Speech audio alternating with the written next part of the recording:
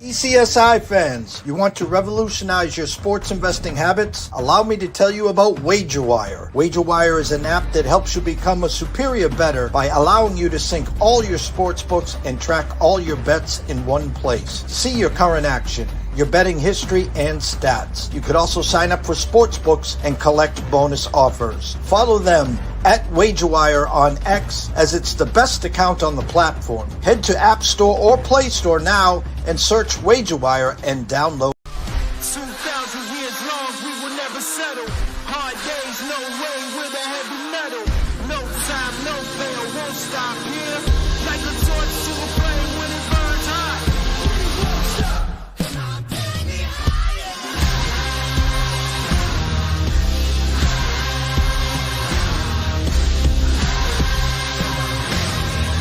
a torch to a flame when it burns hot. We won't stop.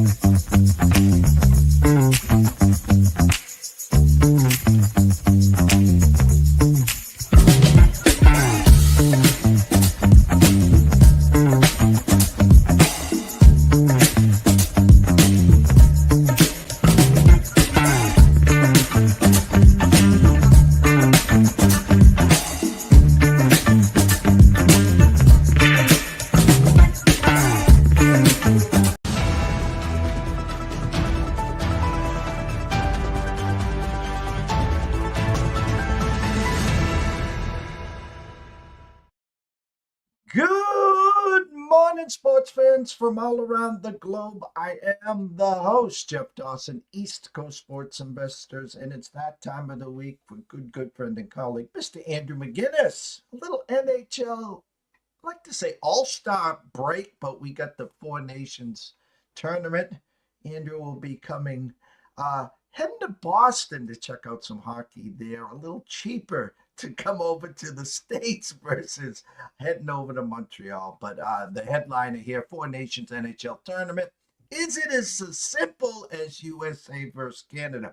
We're going to get into that. We're going to do a little buy, hold, sell, and yell. Since we got a break, it's time to add maybe a slip or two into the NHL portfolio here. I'm going to show some tickets, their current odd values, on wagerwire.com/grab. So if you haven't already, head on over to WagerWire, download that app. It is free, and get yourself set up to follow us along there as well.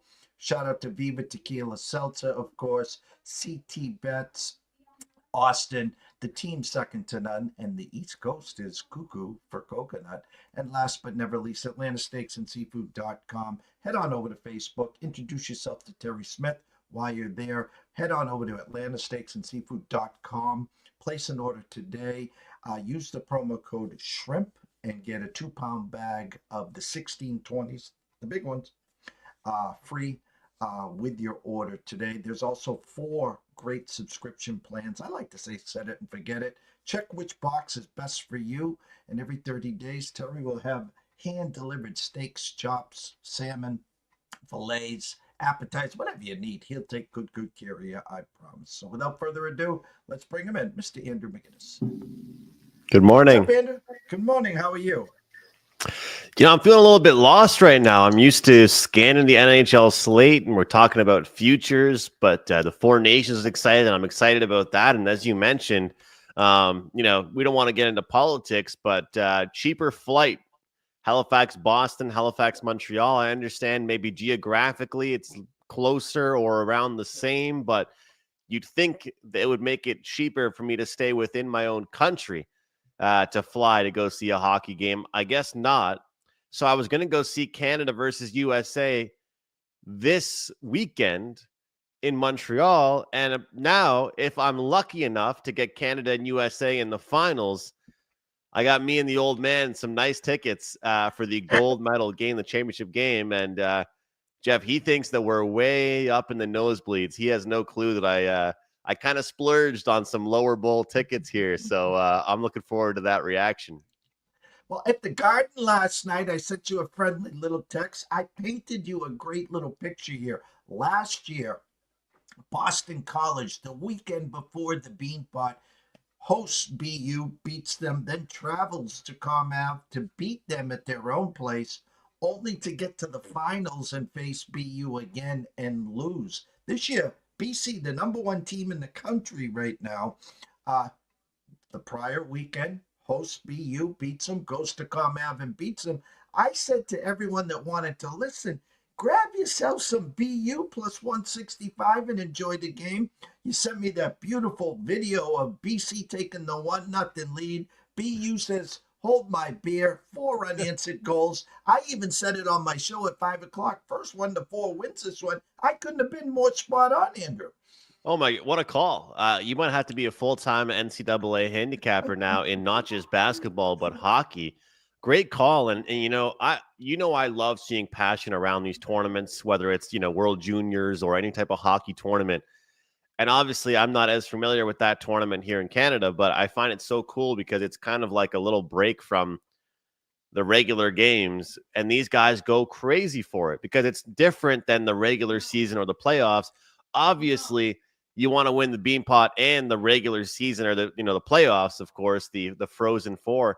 But yeah, like you said, I mean, it's kind of like that whole thing, how it's very hard to win 3 times. What did we just see happen in the big game over the weekend? So it's kind of cool. Like you said to me on the phone, take this team that's going to be hungrier, take the team that no one believes in, and you got to love when you're getting plus money on that as well. And I'm looking over here to my left because I believe you cashed a plus 110 ticket for me last night. I didn't take the minus 110 on the plus 2. I took the money line on the college basketball. So I had no hockey to handicap. I was sitting around the house and I got in on it. I love that in the email you said bracket extra board for what was it, Alabama State, because I would have been searching and scrolling and I wouldn't have had no idea where to go. So I thank you for the winner. Well, that's what we try to do. And again, football is now in the rearview mirror. Thank the Holy Lord. Shout out to, of course, the Philadelphia Eagles in their romp. You could tell right away, Andrew, in that first quarter, I was having flashbacks of a few years ago when Tampa Bay and Tom Brady put a whooping on the Chiefs. That game, no left tackle, no right tackle. Mahomes on one ankle, you could tell right away he was in trouble. This game, almost, I'm looking at it and I'm like, deja vu. They got no chance. You always hear people say, the hardcore football people say, the game is won in the trenches. When you got one good offensive line and then you got one offensive line getting decimated, that's all you needed to know, and then you throw in that gut punch, the fact that everybody in the world, the only thing the books really seemed to really love on Sunday, Jeff, was the fact that Barkley stayed way under his yards. Because even with the blowout, they didn't even need to run the ball that much. The funny thing is the possession, every time Kansas City got the ball, they were giving it back to Philadelphia. And I was thinking, oh my goodness, if Saquon goes under or goes over because of garbage time, it would be laughable. But it's one of those games where I do agree with what Travis Kelce said. He goes, the biggest thing that hurts the most is that this was our worst game of the season. And he's not wrong. He's not wrong. But, the old Bill Belichick, do your job. Every single player on Philadelphia did their job. Are you a DB? Are you a corner? Are you a pass rusher? Whatever you are, they did their job and they dominated. I was happy to hit my receiving prop on Devontae Smith. Got in on it, last week. That was getting kind of worrisome for me since the game was already over before it even started. And then they throw a 50-yard, bomb down the field to him. So that was nice. But I'm interested to see what happens with this Chiefs team in the offseason. Because as we know in football, the off seasons have gotten a lot more exciting than they used to be. Like there's a lot more turnover in this league, just like there is in the NBA. So I think the next move for the Chiefs is a running back. They have, we had Ron Marmolewski on last Thursday. Last year, I made a statement at the end of the year where the 49ers had made it to 4 of the last 5 NFC championships. They had made it to 2 Super Bowls and they were 0-2 there. I said regression, the door has closed, and they struggled all year. Ron says the same with Kansas City. I second that right now. I think the window's shut. I think we saw the flaws. They won so many one-score games, whether it was a blocked field goal, whether it was a PI call, whether it was first game of the year, likely in his toe on the line. Yeah. They were so fortunate. Now you saw the wear and tear on Kels. I don't know. I lean that he retires. He's got his whole life in front of him. Look what his brother did all year. Um, their cast of characters at wide receiver. I said this yesterday. I'll say it again.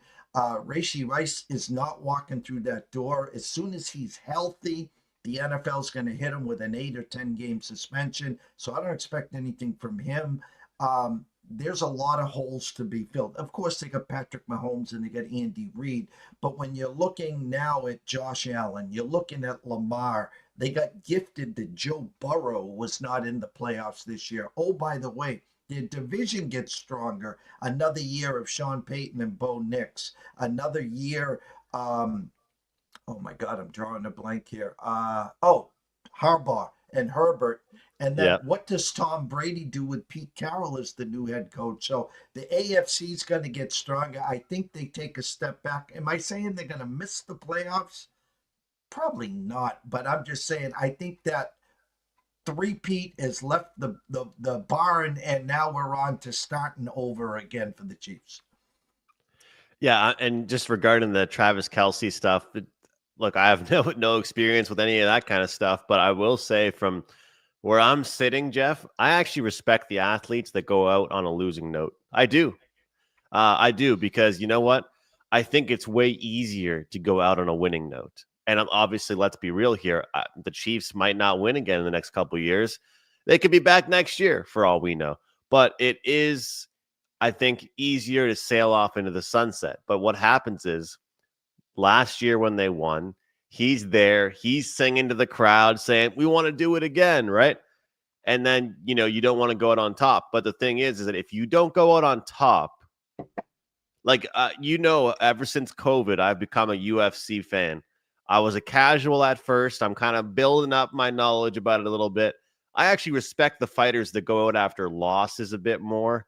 I'm not saying that you need to just like absolutely get beat down several times and just ruin your reputation. But I also don't like it, when people just kind of get that belt, get a few wins, and then all of a sudden they retire. It's like, well, you didn't really go out as, you should start to decline a bit before you go out, in my opinion. And so if Travis goes out now, people will say, well, he left the game as a loser, as someone that lost, but he's not a loser at all. He just won a lot and then, decided to retire after losing this year. So I wouldn't blame him one bit. Like, I think about tennis. Like, a lot of times the greats they see the decline start to happening. Like, look at Serena Williams. Like, she was the GOAT. Like, she is the GOAT. She is the best in the women's side, but she saw that it was starting to slip, still played, and then she retired. In my opinion, that's the way it's supposed to be. No, I agree. Shout out to Richard Poplis. Great show again. Stay warm. He brings up Huskies and St. John's, big odds to win it all. Richard, I said this before the UConn St. John's game on Friday. We had it on our show. We had the Philly Godfather on Thursdays as well. I told everyone, take a little pizza and beer money on St. John's at 47-1 to cut the nets down. And I said you can get them at 9 or 10-1 to make the Final Four. Wow. So that's some good look in there. All right. I know we're going to talk Four Nations. I want you to break it down. But I want to, since we're on a little NHL break and you don't have to run early for another show here, I'm going to try to be a producer here, which I'm not good at here, but I'm going to try anyway. So bear with me here. Everyone want to go over to wagerwire.com/graphs. And I'm going to try to have some fun here with Andrew, as we like to call this, buy, sell, hold, or yell. And I'm trying to get his ideas and thought processes here on the Stanley Cup. And actually, I'm going to break down the Western and the Eastern here. We're at the break here. We did some shows in August, September, October, some pre-flops and stuff. Now we're here in February. We got a little break here. So I want you to assess the Western Conference here. And we're going to start, of course, with the Edmonton Oilers. Let's see if this will come up here. Okay, here we are, Andrew. So I'm going to go to October. Okay, here we go. November 6th. They were plus 350 to win the Western Conference. They went all the way up in December to 280 on Christmas Eve. They're currently at $300. If you are upset that you didn't get the best number, they're dipping a little now. In a market standpoint here, buy, hold, sell, or yell because you missed a better number back here. You could have got them at, say, 370 at the start of December. It's always interesting to look at these because, I mean, there's just so many great teams in that division or in that conference. I mean, look, as much as I've had a reputation for not liking this team, people sleep on the Vegas Golden Knights, and you're getting far higher odds, better odds on that one. It kind of feels like if it's the Hurricanes year, it's the Stars year as well. Those are two teams you and I have been talking about for the past few years. And then, of course, the Avalanche, a team I talked about at the start of the year, were 21-1 to win it all. Now they're 7-1 to win their conference here. I'm just trying to pull something up here, Jeff, that I saw the other day that I can get some information off of. NHL strength of schedule remaining. So where are the Edmonton Oilers? Okay, so according to my numbers here, the Avalanche have a better strength of schedule, and the Golden Knights have a easier strength of schedule than the Edmonton Oilers. The first two rows, as far as easiest schedule, Leafs, Predators, Capitals, which is a big one because they've already been so good, Jeff. Now they got an easy schedule. Capitals, Senators, Hawks, Avalanche, Knights, my Canadians, Jets, Blues, Oilers, Kings, Utah, Canucks, Panthers, and Bruins. So, you know, I would take a little sprinkle on a team like Vegas just based on how advantageous the schedule is going to be for them and how they haven't even been healthy all year. Obviously, that plus 300 does speak to how dominant the Oilers have been. I'm not denying that. But I guess the question was, will we be able to get a better number than we're seeing right now? And I think you will be able to. So that'll be my answer. I think that you could get a better number. And I think it's kind of like when the numbers move on the two other teams, then evidently the number is going to move on the favorite. So if we start to see the Avalanche and the Knights make some noise, then we'll start to see some pullback on the Oilers. So I'd love to be able to get them at 350 again. If we could get them at 4-1, it would be great. But very curious to see how the Knights come out of this break and how the Avalanche come out of the break. Well, I'm showing you right here on November 14th, November 28th, you could have got Vegas at plus 900, the Avs at plus 600. The Avs have now dipped, and Vegas has now surpassed them, where Vegas is plus 650 and the Avs are plus 700. Any feels? So you'd be more apt to be digging in on those two versus Edmonton at this point. I think so, and I think we just kind of, if you like the Oilers, you almost want to cheer for those teams to start making some noise, just so that way you can get a better price here on this one. And you know, Jeff, you've talked about this a lot with getting pre-flop numbers and then getting in-season numbers. Something I'm guilty of, and I think the Wager Wire software is so perfect for this, is that sometimes we get FOMO, but we don't want to bet something that we knew about a price being available so much better before, right? But this is the thing, is that it's a whole new season now. if you're stressed about odds, it's kind of like for the CFL, like when we're taking a look at MVPs or when I was looking at teams to win. A lot of times in the CFL, I'm waiting until like July or August for the team that's in like the 3 seed. And if I'm getting them at plus 750 and I think they have a shot to make the divisional finals, I'm taking them.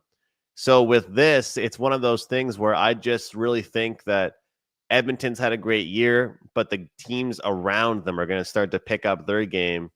And if that happens, we're going to be able to get Edmonton at a lot better number. They would love to get home ice, though, all throughout the playoffs. That would be nice for them. Well, there's your $100 difference right now on our stars. Last year, once we turned the calendar to the new year, I did jump in on the stars. We know we're going to get a good run out of them, and it's always when the brackets come out. All right, when are we facing Edmonton? When are we facing Vegas? And you try to hope they're on the left-hand side, and then they have to beat each other up, and then we can at least get to the finals.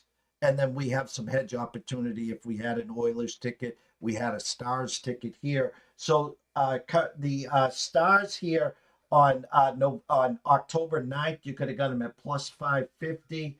They did peak on the day before Halloween at 400. They did dip again on December 22nd to 500. Now they have surged to 400. You buying, selling, yelling, or holding? I think I'd hold still, but at the same time, like I mentioned, I mean, if I'm going to bring up the Knights and I'm going to bring up the Avalanche, I think we got to talk about this Stars team. Jeff, if it's the year for the Hurricanes, it's the year for the Stars. Those are kind of two very similar teams. They both have depth. They both have vets, but they also have younger players. They have good defense. They've been around in the mix for the past many, many years. Let's not forget Edmonton was the team that beat the Dallas Stars last year in the conference finals. There were some injury issues for the Dallas Stars. This team's going to be right in there. I'll tell you, if there's going to be, I think there's a better chance of seeing upsets this year in the playoffs in the Eastern Conference than there is to see upsets in the Western Conference. I think that, and here's a good example. You look at where Colorado sits right now as far as the standings are concerned. They've been hovering around a wild card spot for forever. I've kind of talked about the Kings over the past year or two.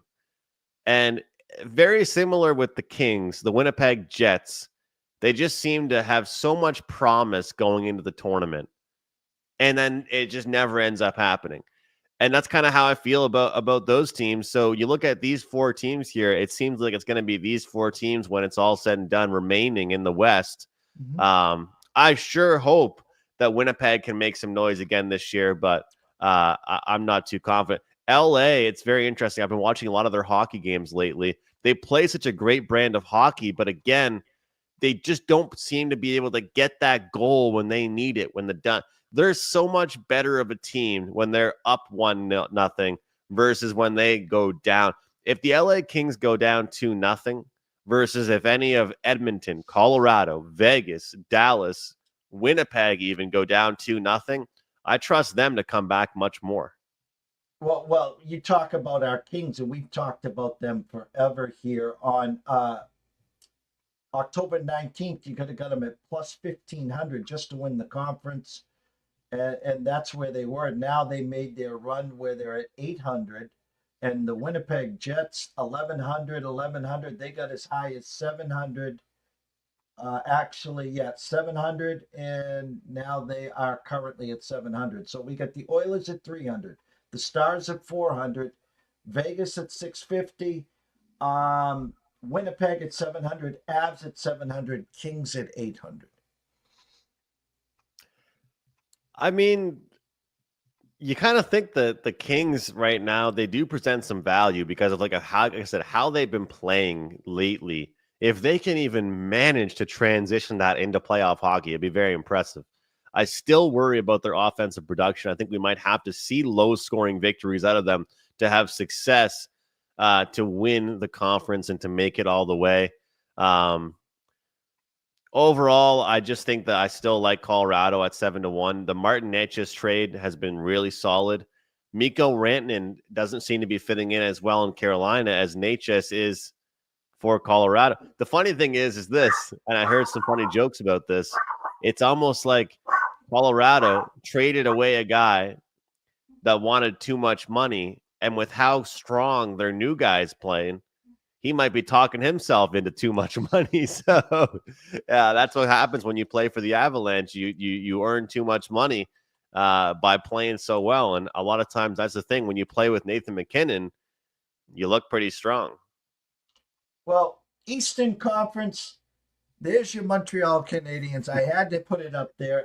Again, on October 3rd, plus 6,000. They had dipped all the way to 15,000, currently at 10,000. Now we'll add our Carolina Hurricanes just to get a fair shot. Plus 320. Go here. Rangers at 1,800. Your favorite team, the Leafs, at 550. Tampa.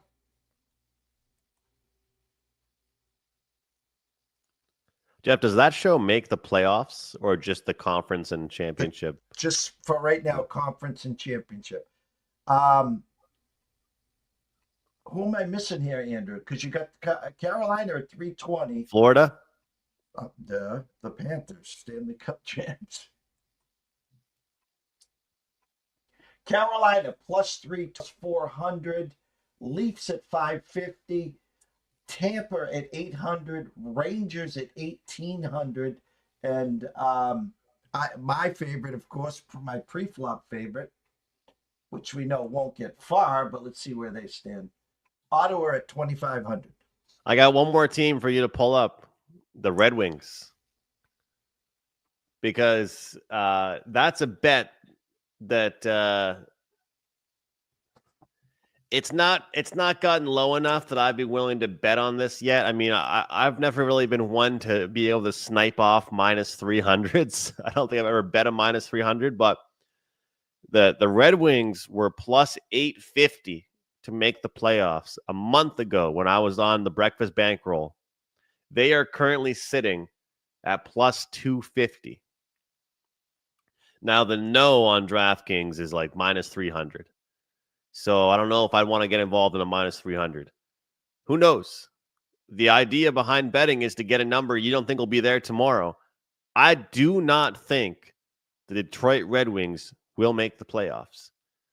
According to the numbers I was just reading to you earlier about the Western Conference teams, the Detroit Red Wings have the hardest schedule remaining out of the entire National Hockey League. You know, they got on a good streak after firing their coach. They maintained it. They continued to play well. But I think that's all I needed to hear was, you know what? They were playing some easier teams. Now they have the hardest schedule remaining. So the Red Wings, to me, I think the Rangers are the most intriguing one because everybody keeps believing in this team. I had them on Thursday, and then I took them on Friday again. And thankfully, I went 1-1, got the split. The team total there with this team, or maybe it was Friday, Saturday. You know, it's looking right now like it could be Florida, Toronto, Tampa, Ottawa, and then blank. And then for the Metropolitan Division, you know, to get Washington, to get New Jersey, and to get some of these top of the barrel teams. And when I look at the Metropolitan, when you've got Carolina, Washington, New Jersey, who's the other team going to be from the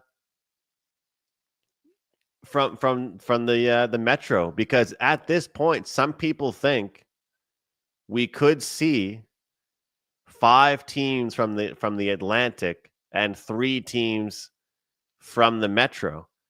Now, New York could find their way in, and for New York, the Rangers' current odds to make the playoffs, this one's kind of intriguing because if anybody wants to make a bet on this, this could be a good time to do it.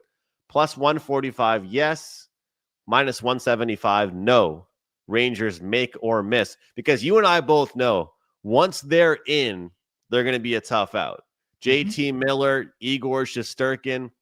So if you want to jump, because I've talked to quite a few people, and a lot of people I've talked to think Ottawa will slip back down to that first wild card spot, and it'll be a few teams battling it out for that second wild card spot, and the second team could be the New York Rangers. Very interesting. And then, of course, Columbus. They were a great story, rallying around the horrific tragedy to start the season off. Some of these players just stepping up in such a big way. But then when the injury bug hits on a team that's already lacking that productivity, it hurts them quite a bit. And so with Monahan hurt and several of these key players out, half the Russians on the team that were scoring all got injured in the same time, which doesn't help this team. But I'm so excited, Jeff, about the Eastern Conference wildcard race right now. But you look at that 18-1 on the New York Rangers. I mean, if you want to talk about sprinkling, as much as it pains me to say it, because I don't even know if they're going to make the playoffs, but if they do get in, they're going to be just as hard out as anybody else will be.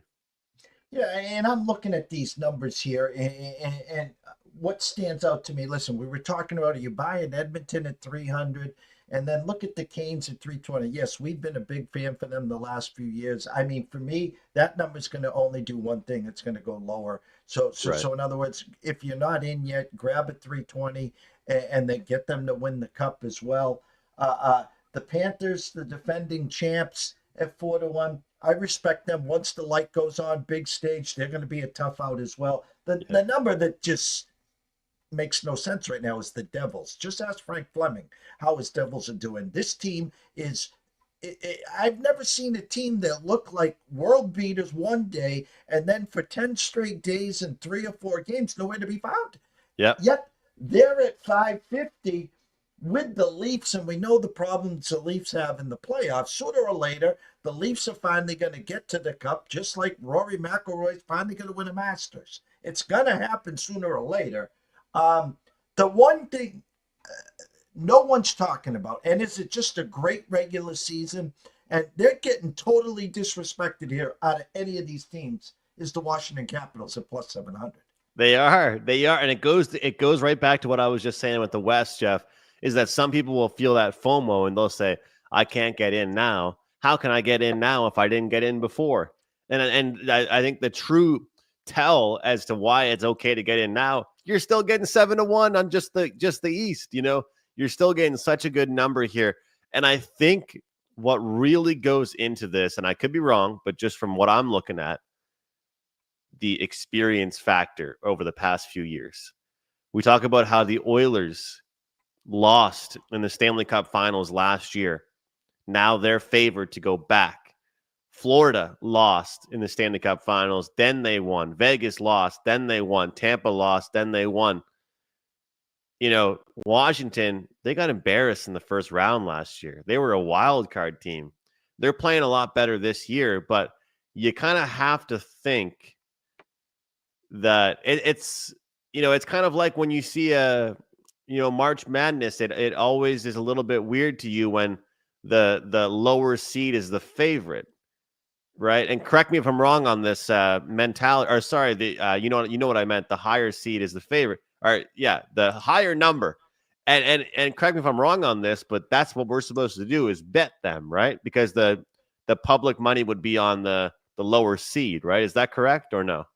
You're talking about the brackets come out in the 12 versus 5. Every year there's a 12 that beats a 5, and then when you see the 12 is Iona, and they're only getting 1.5 points versus the mighty Michigan State Spartans, and you look at the resume and the record, they're like, someone knows something here, you know? Yes. They always, and if you see something fishy, the fishy side is usually the side worth being on, because they know, you know, my favorite line in sports betting is, oh, they don't know anything about this to sports books. You know, I used to say that with CFL, and now they're moving numbers. All right. They know a lot about a lot, these teams, these bookmakers. But I think that the Washington Capitals, the biggest fear around them, like you mentioned, the Maple Leafs. Look, it pains me to say it. They're probably going to win the first round this year. They might win the second round. The conference finals, to me, is the test. It's conference finals or bust for that team. It's a very stacked Eastern Conference. Ottawa will be a tough out, though. Ottawa's defeated Toronto in every game so far this season. But you gotta say, Jeff, both the Devils and the Capitals are worth a peek this year in the Eastern Conference odds because nobody's talking about the Metropolitan Division. One team I talked about, I believe, on the show the start of October was Tampa. Nobody talks about Tampa. Nobody believes in Tampa. They're just a lost cause. Well, I think the odds makers reflect that. They're not going to be an easy out in the playoffs either. 100%. 100%. Well, we brought you here. You come here every Tuesday at 10:15. You're usually on another show right now, and we're blessed to have you working a little overtime here. We want you to give us a pre-flop thought process into the Four Nations round robin tournament. You'll be in Boston next Wednesday and Thursday to watch a couple games at the Garden. Give us your pre-flop thoughts. I've had the odds going the whole time. Sweden plus 195 versus Canada minus 238. You got Finland plus 250, USA minus 310. Those are just the first games. But give us your initial thoughts and where your money is going. I'm excited, and I think that people are some people don't like the tournament. Some people do, right? And the way I look at it is this: it's exciting to see best on best. Like I've seen some people, Twitter handicappers, saying, "Well, are they going to all try their heart? Are they going to all try? They're representing their countries. Finland's going to try, Sweden's going to try, and sure as hell, USA and Canada don't want to lose to each other. They're going to try. It matters to these teams, but." If you notice something that you've been talking about a lot in the NHL lately, what are we seeing for the totals of every game? 5.5, every single total. And the way I'm looking at this, Jeff, is that even though things are a little bit have changed as far as the big games in the NHL playoffs, seeing more goals than they used to be. The way I'm approaching this tournament, and tomorrow with the first game, Canada-Sweden, will be a good test to it. Sweden has a good goaltending trio over there. I think that we're going to see goals early, and then they're going to start to peel back, and it will turn into defense. It's kind of like people are worried about chemistry. These guys are going to have zero chemistry issues. There might be chemistry problems on the power play and things, but, the defense is going to be different. The way that you play is going to be different. I think you're going to have some lines realizing, if Mitch Marner is out there and McDavid are out there, obviously they're going to always try and be scoring. They're the top line on the team right now. But what if they're hemmed into their own zone for a minute and a half? What if they have to be defensive for that shift, clear the puck, and then let Crosby and McKinnon jump over the ice, right? So the fact for me is going to be seeing these guys kind of go from playing pond hockey at the start, all four lines rolling, all four lines believe in their offensive ability, to then when they play their second game, their third game of the round robin, we start to see, okay, you two guys, you're our shutdown players. We don't need you scoring goals. You're going to go out there and play defense. You guys here, you're going to do that. You're going to do that. I've already got my eye on the first period over in tomorrow's Sweden-Canada game. And most books right now should offer that. DraftKings is minus 130. Look, Sweden's got good goaltending. Canada hasn't announced who it's going to be. It'll be Binnington or Aiden Hill. In my opinion, it should be Hill, but kind of what we call it the old boys club. They're probably going to give it to Binnington because I believe he's represented Canada at the world stage a lot more. Similar to how Drew Doughty was just brought in as the Team Canada defenseman. Personally, I think someone else should have been brought in, but he has represented Team Canada before. So that's my first point is I believe we'll see high scoring to start and low scoring as we work our way through the tournament. I'm not saying these goalies are going to get lit up by any means, but we got every single this is an advantage, and I feel like a lot of people that don't even bet on hockey would probably agree with me on this. This is an advantage that we currently have right now, is that there are odds out for every single game of this tournament besides the championship game. So you can use something that you saw from game 1 to game 2. Hey, there's a lot of power plays. Some of these guys aren't used to playing defense, because the thing is that, are some of these players used to playing defense against Connor McDavid? Well, I'm not usually out here against McDavid. I'm trying to get matched up against the other team's weaker players in the NHL. Now, all of a sudden, I'm tripping, roughing, getting all these slashing calls. So I'm curious to see the penalties and power plays and how all that stuff goes. So looking for goals early. Early lean for me, over 1.5 first period goals tomorrow. Hey, Sweden could score 1. Canada could score 2.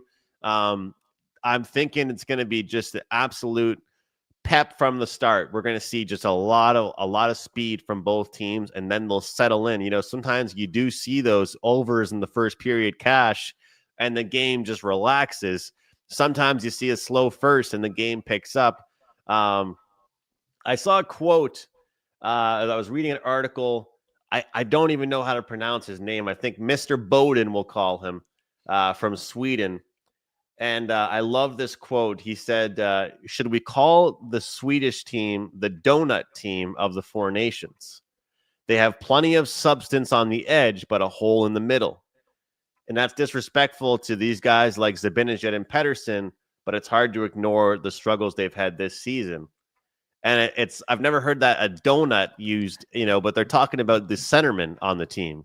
And it's very true, because looking at the projected lineups being Zibanejad, Pettersson, Eriksson, Ek, and Lindholm. And then, you take a look at Team Canada and kind of what they have down the middle when you're talking about Crosby and you're talking about McDavid, Braden Point, Sorelli, and some of those guys, a little bit different. But the goaltending is going to be good for Sweden. One thing I do worry about for Sweden is age. And that's a big thing that you see at these tournaments, is how important is it to have the younger guys there getting their familiarity with the team? Of course, the Olympics is coming up too. Or do you want to just go to the veteran players? And so when I look at the projected roster for Sweden, Victor Hedman, Erik Karlsson, and Jeff, he's past his prime. Let's be honest. He hasn't been good in years. He's making $11 million a year for Pittsburgh to turn the puck over every night.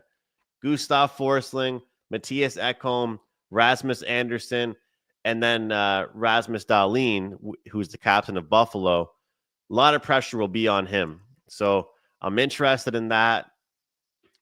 Obviously, USA's team is going to be stacked as well. Seeing a line of Jake Gensel, Jack Hughes, and Austin Matthews is going to be one hell of a lineup, one hell of a line pairing to look at. And I'm curious what your thoughts are as of right now on the goaltending. Connor Hellebuyck, Jake Ottinger, Jeremy Swayman. Is it just Connor Hellebuyck's net the whole way through? Because here's the one thing from the American standpoint. We were just talking about NHL futures. Hellebuyck has been a great regular season goalie. His numbers do not match any of his regular numbers once he's gotten into the postseason. And a lot of teams have said they've got no problem. Like Samuel Montembeault is the goalie for the Canadiens. They're playing a game in Montreal. I would still be shocked if they go to him. Like, they got 3 goalies. They're playing 7 games, or they're only playing a handful of games. They're 4 games, potentially. I'd be shocked if they go to him. I'd be shocked. He's probably happy to just be a part of the team. Looking at Finland, Sweden, Canada, and USA, how many teams do you think play 2 goalies, and how many do you think even have a chance at playing all 3? All 3 slim to none. Unless you go 0-2, right? And barbecue, hey, we got no shot here. You might as well get in here. Go ahead, kid. Yeah. Get your participation trophy. What wins tournaments? Hot goaltending. So don't forget, go back to the Bruins the last 2 years. They had, quote unquote, the 2 goalies with Swayman and Ullmark. But then once came playoff times, if Swayman wins the first game 2-0, how are you going to Ullmark the second game? You ride Yeah. the hot goalie. And then if he has a bad game, we lose 5-2, it's a lot easier. But again, it's kind of hard. You got to, as a coach in a tournament, a short tournament, round robin like this, if I put in Hellebuck and we win 6-1, damn well hell sure I'm going back to Hellebuck. Yeah, you can't put Ottinger in the next game. You can't do it. No, not at all. So it'll be interesting to see. Their first game is against Finland on Thursday night.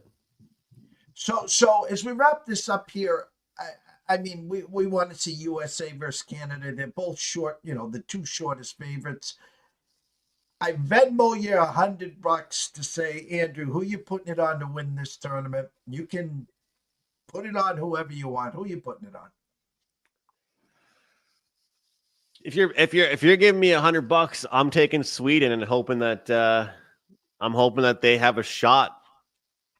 I'm cheering on. I mean, obviously I'm cheering on Canada, but I'm hoping that, I think tomorrow could be one of Canada's toughest games. And it's the first game of the tournament. I'm actually I think Sweden is better than Finland, and I just think Finland will lack the goal scoring ability. They're going to have good defense. They're going to lack the goal scoring ability. You give me $100, I might put it on Sweden at that 4-1.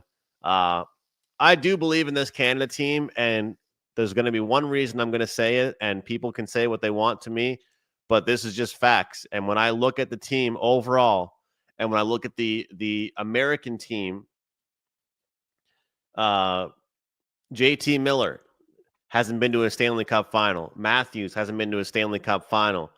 Tkachuk won last year. Kyle Connor hasn't been to a Stanley Cup final. Jack Eichel, he won one. Brady Tkachuk never made the playoffs. Dylan Larkin never made the playoffs. Jack Hughes, he's only won one round. Chris Kreider, no Stanley Cup. Jake Gensel with Crosby, Trocheck, and Matt Boldy. You look at the defensemen, Quinn Hughes, McAvoy, Slavin, Fox, Werenski, and Brock Faber. How many Stanley Cups or even Stanley Cup appearances do those players even have? And so that's my argument for Team Canada. People can say, I'm putting the hat on, I'm putting the Homer hat on. I knew the World Juniors, I talked about how good America was, but Sam Reinhart, Stanley Cup champion, McDavid, Stanley Cup, Stanley Cup appearance, McKinnon, Stanley Cup champion, Hagel, champion, Point champion, Marner, definitely not. Marchand, he's been there. Crosby, he's been there. Stone's been there. So, Devon Tays, Cale Makar, they've been there. Drew Doughty's been there. So, you've got 1, 2, 3, 4. You only have one player that's on defense for Team Canada that hasn't won a Stanley Cup. Every single player on Team USA, as far as a defenseman, hasn't even been to the conference finals. I think the big game potential matters. That's my argument. You got both teams. I'm seeing at DK the exact same odds. That's my. But if you look at goaltending, Swayman and Ottinger and Hellebuck, yeah, I'm right there with everybody else in the world right now. There's 3 other goalies that could be the goaltenders for Team Canada right now. If they were to make their pick today and not 2 months ago, I don't even know if all 3 of these goalies are there for Team Canada. So I'm curious. Obviously, look, we got Jack Eichel, you got Austin Matthews, you got all these talented players. But I still believe that if it's Canada, USA in the finals, 3-2, 2-1 benefits USA. This is the first time these guys have all played and represented their own country. McKinnon's never represented Canada on this stage before. McDavid, McKinnon, and then led by Captain Sidney Crosby, I think it's going to be very interesting to see. I think we might see some low-scoring, dominant wins, though, for Team USA. And then I'll be curious to see how the goaltending. It kind of sucks tomorrow. I'm going to be on the first period over, and I might end up hoping for a goal from Sweden to help me out to make it 1-1. But, Jeff, I'm going to be posting props on Twitter. I'm going to be doing videos on it. Who knows? Out of 7 games, there's a good chance I'll probably have 5% play at least, right? Those go for $35.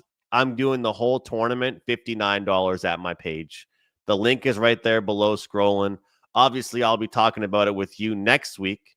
Next Tuesday, we'll be talking about this tournament and how it's all been going before I head out to what's the airport called? Logan Airport. But yeah, $59. If anybody wants to join me, I haven't done props all year in the NHL. Just wanted to take a step back and just do the regular team total sides. But this tournament, props, sides, totals, everything I release in that one package for $59. Well, we can't wait. As he said, go follow him on Twitter at McInnis Picks. Head on over to Wager Talk, WT.buzz/AM. Always great. We got some overtime action here as we just crossed the 50-minute mark. Best of luck moving forward. I want to thank everyone watching the show. Richard Poplis, go Huskies, go tonight in Creighton. If you're not following Andrew, shame on you. And for $59, why not jump on board, follow him throughout the tournament. You can catch him probably tonight on Sports Grid, right, with Gabe and Cam?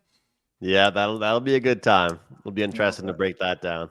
I'll grab my popcorn and pom-poms there. So from myself, Jeff Dawson, at EC Sports Investor, one and only Andrew McInnis at McInnis Picks, we wish everyone a blessed day. Behave yourselves, enjoy yourselves, and we will see you soon. Stay tuned.